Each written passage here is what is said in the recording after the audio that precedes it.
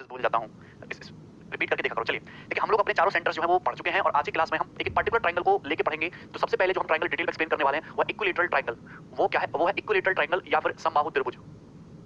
Equilateral triangle, समबाहु त्रिभुज। पहले हम इक्विलैटरल ट्रायंगल पढ़ेंगे, फिर आइसोसेलेस ट्रायंगल पढ़ेंगे, फिर राइट एंगल ट्रायंगल पढ़ेंगे। ठीक है, ध्यान से। तो इक्विलैटरल ट्रायंगल की हालांकि मैं आपको सारी थ्योरी ऑलरेडी ही बता चुका हूं, लेकिन एक बार मैं फिर से रिपीट कर देता हूं, सुनने का ध्यान से। जैसे कि अगर मैं आपके सामने ट्रायंगल ए बी सी त्रिभुज ए बी सी बनाऊं जिसकी तीनों ही साइड्स बराबर है, तो अगर ये तीनों ही साइड्स बराबर है तो ये ट्रायंगल हो जाएगा इक्विलैटरल। इसके तीनों ही एंगल इक्वल इक्वल होंगे, ये एंगल भी 60 डिग्री का होगा, ये एंगल भी 60 डिग्री का होगा। नाउ अब अगर मैं सामने वाले वर्टेक्स से यहां से खींचूं इसकी परपेंडिकुलर एडी, तो ये हो जाएगी परपेंडिकुलर लाइन। तो आप मुझे बताइए कि अगर ये एंगल 30 डिग्री का है तो ये एंगल भी 30 डिग्री का होगा, क्योंकि ये तुम्हारा 90 60 30, ये भी तुम्हारा 90 60 30। नाउ दोनों ट्रायंगल एडीसी ट्रायंगल एडी भी कॉन्ग्रुएंट होंगे, मतलब अगर ये a/2 है तो ये भी a/2 होगा और ये भी a/2 होगा, ये a/2 a/2, ये भी a/2 होगा, ये भी a/2 होगा। इसमें तो किसी भैया को कोई डाउट है नहीं। नाउ अब गौर से सुनिएगा, अगर मैं इस ट्रायंगल की हाइट एडी की वैल्यू निकालना चाहूं, अगर मैं ट्रायंगल की हाइट एडी की वैल्यू निकालना चाहूं तो एडी की वैल्यू कैसे निकालोगे भैया? इस ट्रायंगल एडी पे पाइथागोरस लगा दो, a का स्क्वायर माइनस a स्क्वायर बटे 4 का रूट। तो ट्रायंगल की जो हाइट आ जाएगी वो आ जाएगी √3/2। तो अगर किसी इक्विलैटरल ट्रायंगल की साइड a है तो उस समबाहु त्रिभुज की हाइट कितनी होगी भैया? जल्दी जल्दी करिए चीजों को। √3a/2। ठीक है ब्रज, क्या हुआ?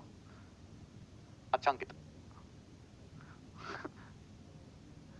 √3a/2। इतनी बात तो सभी को पता है, हर एक स्टूडेंट को इतना सा कांसेप्ट क्लियर है, कोई समस्या नहीं यहां तक, है ना? चलिए नाउ आगे बढ़ते हैं। अब मैंने एक बात आपको ये बताई थी कि अगर इक्विलैटरल ट्रायंगल है तो यहीं पे इसका इंसेंटर होगा, यहीं इसका सर्कम सेंटर होगा, यहीं इसका ऑर्थो सेंटर होगा, यहीं इसका सेंट्रोइड होगा। तो इसके चारों सेंटर्स एक ही पॉइंट पे होंगे, चारों सेंटर्स एक ही बिंदु पर होंगे, चारों सेंटर्स एक ही बिंदु पर होंगे। ये सारी थ्योरी मैं आपको ऑलरेडी एक्सप्लेन कर चुका हूं, एक बार मैं इसको फिर से बता रहा हूं। चारों सेंटर्स जो हैं वो एक ही बिंदु पर होंगे। इतनी बात समझ में आ रही है? आपको पता होना चाहिए कि ये सेंट्रोइड है तो ये तुम्हारे देखो दोनों बात एक में बांटेगा, ये इन रेडियस होगी, यहां से यहां तक की दूरी ये होगी इसकी सर्कम रेडियस, ये सर्कम रेडियस, ये इन रेडियस। और सभी को पता है कि सर्कम रेडियस से इन रेडियस का जो रेशियो है वो होगा 2:1। ठीक है, इक्विलैटरल ट्रायंगल की साइड ए है तो सर्कम रेडियस परिवृत्त की तरह a/√3, इन रेडियस क्या हो जाएगी? इन रेडियस हो जाएगी a/2√3। क्लियर है? ये जो है हाइट का 1/3 होती है। इक्विलैटरल ट्रायंगल की हाइट का 1/3 बोल लो, मीडियन का 1/3 बोल लो, एंगल बाइसेक्टर का 1/3 बोल लो। क्लियर है? चलिए मतलब अगर हम यहां से एक लाइन गुजारें तो ये तुम्हारी एंगल बाइसेक्टर भी होगी, यही एल्टीट्यूड, यही परपेंडिकुलर, यही परपेंडिकुलर बाइसेक्टर। तीनों लाइन जो है, तीनों मीडियन, तीनों एंगल बाइसेक्टर, तीनों परपेंडिकुलर बाइसेक्टर, तीनों एंगल बाइसेक्टर, सब एक ही पॉइंट से होकर गुजरते हैं यहां तक। तो ये सारी थ्योरी क्लियर है? ऑर्थो सेंटर से अमरजीत बिल्कुल सवाल नहीं आते हैं, बहुत कम सवाल आता है। ज्योमेट्री बहुत बड़ा टॉपिक है आशुतोष, यहां तक किसी स्टूडेंट्स को इसमें कोई डाउट आया हो? ठीक है, यहां तक बात क्लियर? चलिए आगे बढ़ते हैं। ऑर्थो सेंटर का यूज भी ऐसा कुछ ज्यादा है नहीं। ठीक है, क्लियर है? ये सारे कांसेप्ट क्लियर हैं? चलिए आगे बढ़ते हैं। मैं आपको दूसरी और बेसिक जो चीज बताने चाहता हूं इक्विलैटरल ट्रायंगल की, वो ये समझिए कि जैसे अगर मैंने आपके सामने, ध्यान से सुनिएगा, अगर मैं आपके सामने एक इक्विलैटरल ट्रायंगल खींचूं इस तरीके से, ये होगा इक्विलैटरल ट्रायंगल एबीसी, समबाहु त्रिभुज एबीसी। ठीक है, तो इसका ये एंगल कितना होगा? 60 डिग्री, इसका ये एंगल कितना होगा? 60 degree. Now the golden concept is कि अगर मैं किसी भी इक्विलैटरल ट्रायंगल में किसी साइड के पैरेलल एक लाइन खींच दूं, मैंने सपोज एक लाइन खींच दी अपनी मर्जी से PQ जो इक्विलैटरल ट्रायंगल की साइड BC के पैरेलल है, तो एक नया ट्रायंगल बन जाएगा APQ, एक नया ट्रायंगल बन जाएगा APQ। ये एंगल तो 60 डिग्री का है। आप मुझे बताइए कि अगर लाइन PQ लाइन BC के पैरेलल ड्रॉ की है तो ये 60 डिग्री, ये भी 60 डिग्री, दोनों कॉरेस्पॉन्डिंग एंगल, ये 60 डिग्री और ये भी 60 डिग्री। तो मैं ये कहना चाहता हूं कि triangle APQ will be equilateral. ये ट्रायंगल भी कैसा होगा? ये ट्रायंगल भी इक्विलैटरल होगा, मतलब समबाहु त्रिभुज भी होगा। ये बात समझना। अगर किसी इक्विलैटरल ट्रायंगल में बेस के पैरेलल अगर हम एक लाइन खींचते हैं तो दूसरा जो ट्रायंगल बनेगा ना ट्रायंगल APQ, वो ट्रायंगल भी इक्विलैटरली होगा, उसके भी तीनों एंगल बराबर होंगे 60 60 60 डिग्री के। ठीक है, अच्छा राज, ठीक, हाँ बिल्कुल कर सकते हैं। ठीक है, तो ये ट्रायंगल भी कैसा होगा? ये ट्रायंगल भी आपका इक्विलैटरल होगा। यहां तक बात समझ में आ रही है? नेक्स्ट थ्योरी और समझने की कोशिश करते हैं, गौर से सुनना इक्विलैटरल ट्रायंगल के बारे में। बहुत आसान आसान सी चीज है। देखिए जैसे मैंने आपको बताया था कि जैसे ये ट्रायंगल है ट्रायंगल ABC, इक्विलैटरल ट्रायंगल, एक ऐसा ट्रायंगल इक्विलैटरल ट्रायंगल है, समबाहु त्रिभुज है। तो आपको मैंने एक बात बताई थी, ये हो गया इस इक्विलैटरल ट्रायंगल का इन सर्कल। अगर मैं यहां पे भी एक खींच दूं, ये हो गया सर्कल। तो मैंने आपको बताया था छोटू सर्कल और मोटू सर्कल कि अगर मैं रेडियस की बात करता हूं तो इनके रेडियस का जो रेशियो है वो होगा 1:3, लेकिन अगर मैं इनके एरिया की बात करता हूं तो एरिया का रेशियो होगा 1:9। ये थ्योरी हमने बताई थी, आपको याद है? ठीक है, ये आई कहां से है ये भी मैं आपको बता दूंगा, टेंशन मत लो। आपकी बात दूसरे तरीके से, आप मुझे एक बात बताओ कि अगर मैं ये दोनों सर्कल यहां पे टच करते हैं, एक लाइन ऐसे ड्रॉ करता हूं PQ, अगर मैं एक लाइन ड्रॉ कर देता हूं PQ, मैंने एक लाइन ड्रॉ कर दी PQ जो पैरेलल है BC के, तो आप जानते हैं कि ये ट्रायंगल APQ ये भी इक्विलैटरल होगा, ये भी समबाहु त्रिभुज बनेगा, ये भी APQ इक्विलैटरल होगा। आप मुझे बताइए, ये स्ट्रेट लाइन होगी और ये एंगल कितने डिग्री का होगा? ये एंगल 90 डिग्री का होगा। कौन डिग्री? एंगल 90 डिग्री का होगा। नाउ अब आप मुझे बताइए कि सपोज, आप हमको एक चीज बताइए, सपोज, ठीक है ध्यान से सुनिएगा, ये सपोज इसकी जो है इन रेडियस ये 1 है, छोटे सर्कल की जो रेडियस है ये 1 है, तो यहां से यहां तक की दूरी 1 है, तो ये डिस्टेंस कितनी होगी? ये डिस्टेंस हो जाएगी तुम्हारी 2, ये डिस्टेंस कितनी हो जाएगी? 2 हो जाएगी। फिर रेशियो तो 2:1 का ही बनेगा। अगर ये रेडियस तुम्हारी 1 है यहां से यहां तक की, तो ये कितना हो जाएगा? तुम्हारा 2 हो जाएगा, ये 2 हो जाएगा। क्लियर है ना? कितना बनेगा रेशियो? ये तो 1:2 का ही बनेगा ना रेशियो, तो 1:2 का ही रेशियो बनेगा। यहां तक बात क्लियर है? किसी भाई को इसमें कोई डाउट है? ठीक है, अगर इसकी रेडियस अगर ये तुमने 1 मान ली तो ये डिस्टेंस कितनी हो जाएगी? तुम्हारी डिस्टेंस आपकी 2 हो जाएगी। समझ में आया भाई? ठीक है, या नीचे से शुरुआत करते हैं, ऊपर की वजह मैं आपको नीचे से समझाना शुरू करता हूं, गौर से सुनिएगा, सबको समझ में आ जाएगा, कोई टेंशन भी नहीं होगी। जैसे एक इक्विलेटरल ट्रायंगल है, यहां ये था, मैंने एक लाइन ड्रॉ कर दी पैरेलल PQ जो BC के पैरेलल है। हमने ये मान लिया कि यहां से यहां तक की जो डिस्टेंस है, हमने ये मान लिया कि यहां से यहां तक की जो डिस्टेंस है 9 सेंटीमीटर, क्या मान लिया मैंने 9 मान लिया। अब 9 ही क्यों माना ये आपको अभी समझ में आ जाएगा, टेंशन मत लो। हमने क्या मान लिया इसको 9 मान लिया। अगर 9 है तो ये हो गया इन सेंटर ट्रायंगल ABC की हाइट मैंने 9 मान ली, हाइट 9 मान ली, ये हो गया इन सेंटर। इन सेंटर भी है, सेंट्रोइड भी है, सेंट्रोइड दोनों पाते का बांटेगा, मतलब अगर इसकी रेडियस ये 3 है, यहां से यहां तक की अगर रेडियस 3 है तो यहां से यहां तक की ये जो डिस्टेंस होगी ये तुम्हारी 6 यूनिट होगी, ये पॉइंट हो गया तुम्हारा I, कह रहे 6 यूनिट होगी 6। आप मुझे पता है कि अगर इसकी रेडियस 3 है तो ये रेडियस पे कितनी बचेगी, यहां से यहां तक 3 होगी, अरे 3 और 3 6, अब ये 3 हो गया, ये 3 6 हो गया, तो इसकी जो हाइट है ये भी यहां से यहां तक की 3 बचेगी, 3 बचेगी, 3 3 6 और 3 9, टोटल 3 हो गया। ट्रायंगल APQ भी एक इक्विलेटरल है, समबाहु त्रिभुज है। इस समबाहु त्रिभुज का अगर आप देखो तो ये इन सर्कल है, ट्रायंगल APQ का क्या है, ये इन सर्कल है, और इन सर्कल का ये है इन सेंटर, और ये भी सेंट्रोइड होगा, सेंट्रोइड दोनों पात एक में बांटेगा, 3 को दोनों पात एक में बांटो, डिस्टेंस 2 है, तो ये डिस्टेंस कितनी आ गई 1 आ गई। तो यानी कि छोटे सर्कल की रेडियस अगर 1 है तो बड़े सर्कल की रेडियस कितनी है 3, तो हमेशा इनकी जो रेडियस का रेशियो होगा वो 1:3 होगा। क्या होगा, 1:3 होगा। क्लियर है सौरभ, इतना समय नहीं है, ऐसे तो ज्योमेट्री 5 साल पढ़ते रहोगे तुम। यहां से सुनना, इक्विलेटरल ट्रायंगल है, इसका हमने खींचा इन सर्कल, यहां से एक लाइन खींची पैरेलल जो बेस BC के पैरेलल है, हमने इस हाइट को 9 सेंटीमीटर मान लिया, अगर ये 9 है, और ये बड़े वाले जो ट्रायंगल का क्या है इन सर्कल है, सेंटर जो है सेंट्रोइड, दोनों पाते का पार्ट 6 होगा, ये 3 होगा, अब ये 3 है, ये भी 3 है, तो ये भी 3 होगा, अब ये 3 सेंटीमीटर है, ट्रायंगल APQ भी क्या होगा, इक्विलेटरल होगा, ये ट्रायंगल भी इक्विलेटरल होगा, बेस ये जो लाइन PQ है BC के पैरेलल है तो ये भी इक्विलेटरल होगा। इक्विलेटरल ट्रायंगल की हाइट 3 है तो दोनों पाते का रेशियो, तो छोटू की हाइट 1 आ गई, छोटू की रेडियस 1 आ गई, और मोटू की रेडियस 3 आ गई, 1:3। क्लियर है सौरभ, बताइए समझ में आया, किसी स्टूडेंट को कोई डाउट है, आसान सी चीज है भाई। हाँ, आप इसको एक भी मान सकते हो पर कैलकुलेशन आसान है इसलिए मैंने बता दिया, ठीक है ना, आपको प्रॉब्लम ना हो। यहां तक किसी भी भाई को कोई डाउट है, चलिए आगे बढ़ते हैं। अगला कंसेप्ट बहुत इंपॉर्टेंट कंसेप्ट है, ध्यान से सुनना। देखिए मैंने आपको एक चीज बताई है, इक्विलेटरल ट्रायंगल की हाइट, अगर इक्विलेटरल ट्रायंगल की साइड A है, अगर किसी इक्विलेटरल ट्रायंगल की साइड A है तो देखिए दो चीजों का ध्यान रखना है। अगर किसी इक्विलेटरल ट्रायंगल की साइड A है तो हाइट होती है उसकी, हाइट होती है √3/2 है। अगर किसी इक्विलेटरल ट्रायंगल की साइड जो है साइड, अगर किसी इक्विलेटरल ट्रायंगल की साइड A है, भुजा है A, तो उसकी हाइट होती है, साइड A है तो हाइट होती है उसकी √3/2a। और उस इक्विलेटरल ट्रायंगल का एरिया क्या होता है, इक्विलेटरल ट्रायंगल का एरिया समबाहु त्रिभुज का क्षेत्रफल होता है √3/4a²। क्या होता है, √3/4a², ठीक है, क्लियर है, समबाहु त्रिभुज का क्षेत्रफल √3/4a²। लेकिन अगर मैं देखो ये एक तरीका मैं आपको बता रहा हूं कैलकुलेशन को आसान करने का, ध्यान से सुनना। अगर किसी इक्विलेटरल ट्रायंगल की साइड 2 हो, अगर किसी इक्विलेटरल ट्रायंगल की साइड 2 हो, मैं यहां पे साइड को 2 पुट कर रहा हूं तो 2 से 2 कट जाएगा तो हाइट आ जाएगी √3, कितनी आ जाएगी √3। अगर साइड 2 है तो 2 का स्क्वायर 4 से 4 कट जाएगा, उसका एरिया आ जाएगा √3, हाइट आ जाएगी √3 यूनिट, लेकिन एरिया आएगा √3 स्क्वायर यूनिट्स। क्लियर है ना, scaling factor concept, very good. अगर किसी इक्विलेटरल ट्रायंगल की साइड 2 की है, इक्विलेटरल ट्रायंगल की साइड क्या है 2 की, तो अगर मैं यहां पे सुनना साइड को अगर मैं 2 के करता हूं तो 2 से 2 कट जाएगा, मतलब हाइट कितनी हो जाएगी, हाइट हो जाएगी √3 की। तो अगर साइड तुम्हारी 2 की होगी मतलब k गुना होगी, तो हाइट भी आपकी k गुना हो जाएगी √3 की। अगर किसी इक्विलेटरल ट्रायंगल की साइड 2 की है तो यहां 2 के पुट करो, 4 के स्क्वायर 4 से 4 कट जाएगा, तो इक्विलेटरल ट्रायंगल का एरिया हो जाएगा √3k² स्क्वायर यूनिट्स। मतलब एरिया में क्या होता है, एरिया मतलब होता है सेंटीमीटर स्क्वायर मीटर स्क्वायर, तो एरिया में जो स्केलिंग फैक्टर है वो कितने का चलता है, k² का, क्योंकि एरिया में डबल यूनिट काउंट होती है k² का स्केलिंग फैक्टर। तो ये चीज आपको ध्यान रखनी है, दोनों चीजें। अगर किसी इक्विलेटरल ट्रायंगल की साइड 2 है तो हाइट √3 और एरिया √3 स्क्वायर यूनिट, लेकिन अगर साइड A का 2, साइड जो है 2 का k गुना है तो हाइट जो होगी उसकी होगी height √3k unit, but area हो जाएगा √3k का स्क्वायर, √3k²। इसका बहुत यूज है। जैसे फॉर एग्जांपल के लिए मैं आपसे कहता हूं किसी इक्विलेटरल ट्रायंगल की साइड 26 है तो एरिया बताइए। अगर किसी इक्विलेटरल ट्रायंगल की साइड 26 है तो एरिया बताइए। साइड 26 है तो बस इतना देखो 26 का कितने गुना है, 13 गुना है, मतलब एरिया √3 तो होगा ही, कितने गुना है 13 गुना, तो 13 का स्क्वायर 169, तो एरिया आ जाएगा 169 √3, 2 सेकंड में आ जाएगा 169 √3। क्लियर है, और भी समझ लीजिए। जैसे आपको ये दे दिया कि किसी इक्विलेटरल ट्रायंगल की जो साइड है वो है 40 सेंटीमीटर, उसका क्या बताना है आपको, एरिया बताना है। क्या बताना है, एरिया बताना है। क्लियर है, एरिया बताना है। तो एरिया बताओगे तो देखिए आप इतना देख लीजिए कि 2 का कितने गुना है, 20 गुना है। अगर साइड 2 है तो इक्विलेटरल ट्रायंगल का एरिया होता है √3, लेकिन साइड 20 है, साइड 20 गुना तो एरिया कितने गुना, एरिया हो जाएगा 20 स्क्वायर गुना, यानी कि 400 √3। तो इक्विलेटरल ट्रायंगल का एरिया 400 √3, ठीक है। इसका उल्टा भी यूज किया जाता है, इसका रिवर्स यूज भी किया जाता है, ध्यान सुनिएगा। अगर किसी इक्विलेटरल ट्रायंगल का जैसे एरिया दे दिया 81 √3, कितना 81 √3, तो उस इक्विलेटरल ट्रायंगल की साइड बताइए। तो आपको पूरा सॉल्व करने की जरूरत नहीं है, फॉर्मूला नहीं लगाना। 81 को देखो, 81 क्या होता है, 9 का स्क्वायर होता है। आप मुझे खुद ही बताइए कि अगर एरिया √3 है तो साइड 2 होगी, यहां पे 9 स्क्वायर गुना हो रहा है तो साइड कितने गुना रही होगी, 9 गुना, 2 का 9 गुना रही होगी, लेकिन साइड कितनी होगी 18 सेंटीमीटर, 18 सेंटीमीटर, 18 सेंटीमीटर। अगर साइड √3, अगर एरिया में √3 आ रहा है तो साइड क्या होगी 2, लेकिन ये 9 स्क्वायर है तो साइड भी 2 का 9 गुना, यानी कि कितनी होगी 18, 18 सेंटीमीटर। ठीक है विष्णु मोहन, क्लियर है, फुल अंडरस्टैंडिंग। सौरभ समझ में आ रहा है भाई, अरे यस और नो करके बताइए, क्लियर हुआ नहीं आपको। इक्विलेटरल ट्रायंगल की साइड 2 है तो एरिया √3, साइड 2 का जितने गुना होगी एरिया जो है उतने ही उसका k² टाइम्स हो जाएगा, स्क्वायर के रेशियो में एरिया बढ़ेगा। क्लियर है, यस सर। तो पहले से ही क्लियर है, ये भी कंसेप्ट क्लियर है, ये भी कंसेप्ट क्लियर है, तो फिर बचा क्या, बचा कुछ भी नहीं। आ जाइए तुरंत सवाल करिए, ये रहा सवाल। हाँ, एक कंसेप्ट और रह गया, उसको समझते हैं।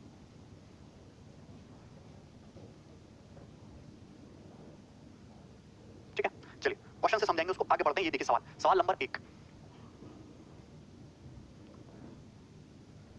If the incenter of an equilateral triangle lies inside the triangle and its radius is 3, then the side of equilateral triangle is, तो कितना आसान सवाल है, पेपर में ऐसे सवाल आते हैं। एक इक्विलेटरल ट्रायंगल का इंसेंटर ट्रायंगल के अंदर है जो जाहिर सी बात है होगा, और इन सर्कल की जो रेडियस है 3 रखी है तो साइड पूछिए। अगर किसी इक्विलेटरल ट्रायंगल की साइड A हो तो इन रेडियस होती है a/2 √3, और यहाँ पे रेडियस दे रखी है 3, तो इक्विलेटरल ट्रायंगल की साइड हो जाएगी 6 √3, साइड हो जाएगी 6 √3 सेंटीमीटर। ये टियर 1 का सवाल है, पेपर में प्री एग्जाम में ऐसे सवाल आते हैं जो बहुत आसान होते हैं। बनाइए if the height of the equilateral triangle is 2√3, किसी इक्विलेटरल ट्रायंगल की हाइट 2√3 है तो बताइए उस इक्विलेटरल ट्रायंगल का एरिया कितना होगा, समबाहु त्रिभुज का क्षेत्रफल कितना होगा। मैंने आपको थ्योरी बता रखी है, देखो बहुत आसान सी थ्योरी, इसको याद करो। अगर किसी इक्विलेटरल ट्रायंगल की साइड 2 है, अगर किसी इक्विलेटरल ट्रायंगल की साइड 2 है तो उसकी हाइट होनी चाहिए √3 यूनिट और उसका एरिया होना चाहिए √3 स्क्वायर यूनिट। कितना होना चाहिए, √3 स्क्वायर यूनिट। अब क्वेश्चन में किया क्या, इक्विलेटरल ट्रायंगल की हाइट कर दी 2√3, तो हाइट बोली है 2√3 यानी कि हाइट कितने गुना है, 2 गुना। तो अगर हाइट 2 गुना है तो एरिया क्या होता है, एरिया होता है स्क्वायर में यानी कि k स्क्वायर, तो एरिया होगा 2 का स्क्वायर यानी कि 4√3, तो एरिया हो जाएगा 4√3 centimetre square. C option. Side wide निकालने की जरूरत नहीं है, ये थ्योरी याद रखिए जो मैंने आपको बताई, थ्योरी याद रखिए।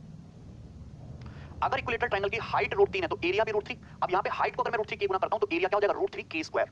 सिंपल सा क्वेश्चन था, क्लियर है? ठीक है भाई, चलिए आगे बढ़ेंगे। नेक्स्ट ये बनाइए सवाल नंबर 3, क्वेश्चन नंबर 3 बनाइए भाई। रंकीस लाइव हो तुम एकदम। The difference between the area of circumscribed circle and the area of inscribed circle of an equilateral triangle is 2156 और the area in square centimeter of equilateral triangle। ये बहुत आसान question है। देखिए आप मुझे एक बात बताइए, जैसे ये तुम्हारा इक्विलेटरल ट्रायंगल है तो ये हो गया इसका क्या, इन सर्कल, और ये हो गया इसका सर्कम सर्कल। तो इन सर्कल और सर्कम सर्कल के बीच में ये जो एरिया है ना, जो इसके सर्कम सर्कल और इन सर्कल के बीच में बना है, ये वाला एरिया दिया गया आपको क्वेश्चन में, ठीक है। सर्कम सर्कल और इन सर्कल के बीच के इनके एरिया का डिफरेंस दिया गया है 2156 और इक्विलेटरल ट्रायंगल का एरिया पूछा है। आप मुझे खुद ही बताओ कि अगर किसी इक्विलेटरल ट्रायंगल की साइड ए हो तो सर्कम सर्कल की जो रेडियस है वो होगी a/√3, मतलब सर्कम सर्कल का एरिया पाई a/√3 का स्क्वायर। अगर साइड ए है इक्विलेटरल ट्रायंगल की तो इन सर्कल की रेडियस होगी a/2√3, तो इन सर्कल का एरिया पाई a/2√3 का स्क्वायर, और इसका जो डिफरेंस है, डिफरेंस होगा 2156 ही दिया हुआ है आपको। तो पाई तो कॉमन है, पाई का मतलब 22/7, a का मतलब क्या हो गया a स्क्वायर, 1/√3 का स्क्वायर 1/3, 1/2√3 का स्क्वायर 4 × 12 इक्वल टू 2156 ही आ गया। क्लियर है? तो 11 दूनी 22, 11 एकम 11 और 10, 11 99, 11 66, ये आ गया 2।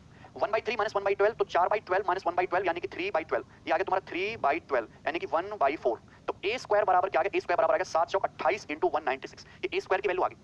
कर सकते हो ना सॉल्व, a स्क्वायर की वैल्यू ये आ गई 28 × 196। आपसे पूछा है इक्विलेटरल ट्रायंगल का एरिया, तो आपको कैलकुलेशन करने की जरूरत नहीं। इक्विलेटरल ट्रायंगल का एरिया क्या होता है, √3/4 a स्क्वायर, तो दोनों तरफ √3/4 से मल्टीप्लाई कर लो, तो 4 × 7 = 28। क्लियर है, 4 × 7 = 28, ये चला जाएगा 7 टाइम्स, ओके 1/3 माइनस 1/12, तो ये हो जाएगा 4/12 माइनस 1/12, 3/12 यानी कि 1/4, और ये 2 भी है, 2 से 4 2 बार ये कटेगा भी, तो यहाँ पे 28 नहीं आएगा, केवल 14 आएगा, 14, तो 14 आएगा, ठीक है। और 4 से कितना जाएगा 49, तो 14 की 49 में मल्टीप्लाई होगी 686 यूनिट, ये तो 6 ही आएगा, 6 ही रहा, तो 686√3 इस क्वेश्चन का आंसर है, जो कि फर्स्ट ऑप्शन होगा, 686√3। खत्म, क्लियर? किसी स्टूडेंट को इस सवाल में कोई डाउट है? ठीक है, सर्कम सर्कल के लिए इन सर्कल के एरिया का डिफरेंस दे रखा है, साइड वाइड निकालने की जरूरत नहीं, साइड के लिए तो आपको क्या करना पड़ेगा, रूट करना पड़ेगा। हमने क्या किया, एरिया पूछा है तो दोनों तरफ √3/4 से मल्टीप्लाई कर लो, ठीक है ना। चलिए आगे बढ़ेंगे। नेक्स्ट सवाल नंबर 4, देखिए ये भी इस टाइप का सवाल है, प्री के पेपर का पूछा हुआ, इसको ट्राई करना आप लोग खुद से। ये बनाइए, ये इंपॉर्टेंट क्वेश्चन है, सवाल नंबर 5, no doubt. An equilateral triangle is drawn on the diagonal of a square. The ratio of area of triangle to that of a square. ये बहुत बेहतरीन सवाल, स्क्वायर तो समझते हो वर्ग, एक ऐसा क्वाड्रिलेटरल जिसकी चारों साइड बराबर हो, तो ये हो गया एक स्क्वायर एक वर्ग। इक्विलेटरल ट्रायंगल खींचा गया है इस स्क्वायर के डायगोनल पे, तो ये हो गया तुम्हारा स्क्वायर का डायगोनल। तो स्क्वायर के डायगोनल पे अगर मैं ये इक्विलेटरल ट्रायंगल ड्रॉ करूं तो इस तरीके से ड्रॉ हो जाएगा, यही पिक्चर बनेगी। तो आपसे इस ट्रायंगल और इस स्क्वायर के एरिया का रेशियो जो है ये आपसे पूछा गया है, तो ये तो बहुत आसान क्वेश्चन है, इसमें कुछ है ही नहीं। आप मुझे खुद ही बता दो कि अगर मैं इस स्क्वायर का ये डायगोनल मान लेता हूं 2, ये डायगोनल मान लेता हूं 2, तो स्क्वायर की दोनों साइड इक्वल इक्वल होंगी, मतलब स्क्वायर की जो साइड है ये कितनी होगी, √2 होगी, ये भी √2 होगी। अरे भैया 45 डिग्री है, दोनों एंगल इक्वल 45 डिग्री होंगे, तो ये 2 है तो √2 हो जाएगा, √2 का स्क्वायर 2, √2 का स्क्वायर 2, 2 + 2 4। तो कहने का मतलब है कि ये देखिए, ये इक्विलेटरल ट्रायंगल जो है स्क्वायर के डायगोनल पे बना है, तो स्क्वायर की साइड 2 है, तो इक्विलेटरल ट्रायंगल की तीनों साइड 2 2 होंगी। अगर इक्विलेटरल ट्रायंगल की साइड 2 है तो एरिया होता है √3 स्क्वायर यूनिट। अगर स्क्वायर की साइड, स्क्वायर वर्ग की साइड √2 है तो वर्ग का एरिया होता है भुजा का वर्ग यानी कि √2 का स्क्वायर 2। तो इक्विलेटरल ट्रायंगल और स्क्वायर का एरिया का रेशियो आएगा √3:2, आंसर √3:2, ये आंसर हो जाएगा। क्लियर है? तो आपको वैसे नहीं करना, आपको वेरिएबल पे नहीं खेलना, आपको सिंपली इजी वैल्यूज रखनी है, ठीक है ना। चलिए आगे बढ़ेंगे। नेक्स्ट, ठीक है भाई, चलिए देखिए एक कंसेप्ट और समझिएगा ध्यान से, सीपीयू में बहुत आता है इक्विलेटरल ट्रायंगल के बेसिक क्वेश्चन। देखिए मैंने आपको थ्योरी बताई होगी जब मैंने आपको आइसोसेलेस ट्रायंगल पढ़ाया हुआ, समद्विबाहु त्रिभुज जब मैंने आपको पढ़ाया है, आइसोसेलेस ट्रायंगल कोसाइन रूल वगैरह पढ़ाया है, स्टुअर्ट थ्योरम पढ़ाई है, एक थ्योरी बताई होगी कि अगर जैसे इक्विलेटरल कोई आइसोसेलेस ट्रायंगल है, आइसोसेलेस ट्रायंगल की क्या होती है, दो साइड्स इक्वल होती हैं, दो भुजाएं बराबर होती हैं। अगर आइसोसेलेस ट्रायंगल में कोई C1 इस तरीके से खींच दो, C1 खींच दी, तो अगर ये लेंथ है m और ये लेंथ है n और इस आइसोसेलेस ट्रायंगल समद्विबाहु त्रिभुज की C1 है x, तो मैंने आपको रिलेशन प्रूफ भी करके बताया है कि x का स्क्वायर बराबर होता है a square minus m into n, यही होता है x का स्क्वायर इक्वल होता है a square minus m into n। देखो आप ये मत पूछा करो एग्जाम से पहले कंप्लीट होगा कि नहीं होगा, सिलेबस कंप्लीट होगा 6 महीने में, दैट्स इट। 6 मंथ से ज्यादा ही समय लगेगा, कम समय नहीं लगता है, ठीक है। ये बताया एक्स स्क्वायर बराबर a स्क्वायर माइनस mn, ठीक है। जल्दी सिलेबस कंप्लीट करना है तो 5-5 बैच ज्वाइन कर लो, 5-5 अलग अलग टॉपिक चल रहे होंगे, जल्दी बढ़ जाएगा, सिंपल सा फंडा है। अदरवाइज एक बैच है तो 6 महीने में कंप्लीट होगा, कोई जादू थोड़ा ना है कि आपने ज्वाइन कर पका पकाया कल सिलेबस कंप्लीट होगा, आपने सब समझ भी लिया और पेपर में 200/200 नंबर भी आ गए और जॉब भी लग गई, ऐसा थोड़ा होता है। तो आपको पहले सोचना चाहिए कि एग्जाम यार 4 महीने बाद है, 2 महीने बाद एग्जाम है, तो मैं बैच कब लूंगा। आप खुद ही सोचो ना कि मार्च में अगर पेपर है तो मुझे इस साल के जून से तैयारी शुरू कर देनी चाहिए थी।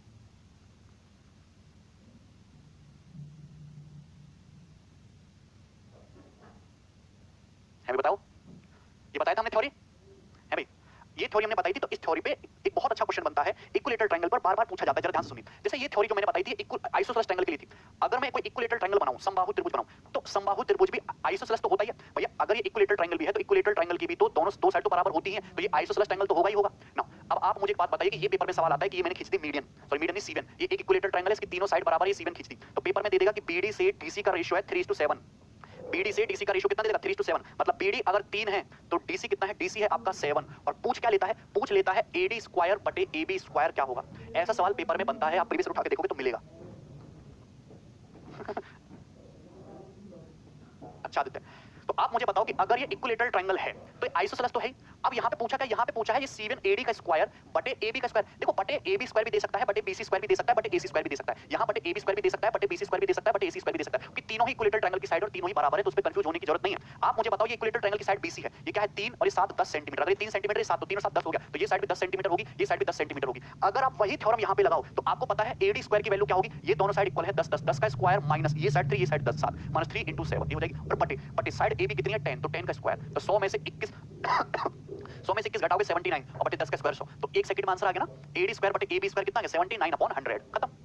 स्क्वायर में पूछा था, ये सब गलत कर रहे हो भैया। AD स्क्वायर बटे AB स्क्वायर पूछा है, तो AD स्क्वायर की वैल्यू थ्योरम से निकाल ली। क्या है थ्योरम? x स्क्वायर बराबर क्या है? a स्क्वायर माइनस m, ये साइड 10 है, m 3 है, n 7 है, 10 स्क्वायर माइनस 3 into 7, ये AD स्क्वायर आ गया और बटे 10 का स्क्वायर। कोई डाउट है? अच्छा विनाश मजा आ गया रिंकेश, ठीक है। अब देखिए इस पे ये जो सवाल है, ये सवाल आप मुझे बनाइए, बना के दिखाओ।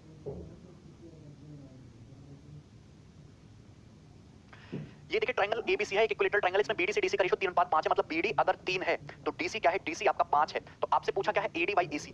AD मतलब ये C1, AD by AC, AC मतलब इक्विलेटरल ट्रायंगल की साइड। तो मैं कहता हूं कि पहले AD स्क्वायर बटे AC स्क्वायर निकाल लो, आसान रहेगा। AD स्क्वायर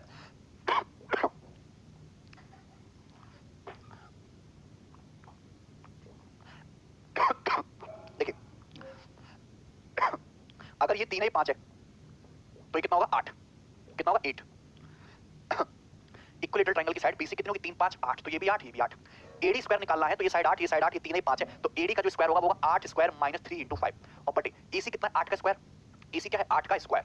क्लियर है ना? तो ये देखिए 64 माइनस 15, 64 में से 15 घटाओगे तो क्या आएगा? 49 आएगा, 49 और अंडर रूट ले लो, तो AD से AC का रेशियो 49 का 7 और इसका 8। AD से AC का रेशियो 2 सेकंड में निकाल लोगे 7/8 आंसर, 7/8। क्लियर है? बताइए। 7/8 आसान सी चीज है, तो ये डायरेक्ट शॉर्टकट्स हैं जो आपको समझ में आने चाहिए। ये बनाइए, यस, ये क्वेश्चन सॉल्व करिए। ये जो क्वेश्चन है ये CHSL के पेपर पूछा गया है और इस क्वेश्चन पूछा क्या है आपसे? RT बटे TQ का रेशियो पूछा है। हम इस क्वेश्चन को समझाते हैं क्या। देखो आपको डायग्राम दिख रहा है, ये डायग्राम है, CHSL का सवाल है भाई, और ये सवाल CGL में भी आया है। देखिए PQR क्या है? PQR एक इक्विलेटरल ट्रायंगल, एक समबाहु त्रिभुज है, तो ये क्या सर्कल क्या है? PQR का सर्कम सर्कल है। PS क्या है? PS जो है एंगल बाइसेक्टर है, PS है कोण समद्वि भाजक एंगल P का। लाइन PR को आगे बढ़ाया गया है, क्यों ऐसे T को आगे बढ़ाया गया? तो ये जो लेंथ है RT और ये जो लेंथ है TQ, इसका रेशियो पूछा है, बनाइए बनाइए भाई।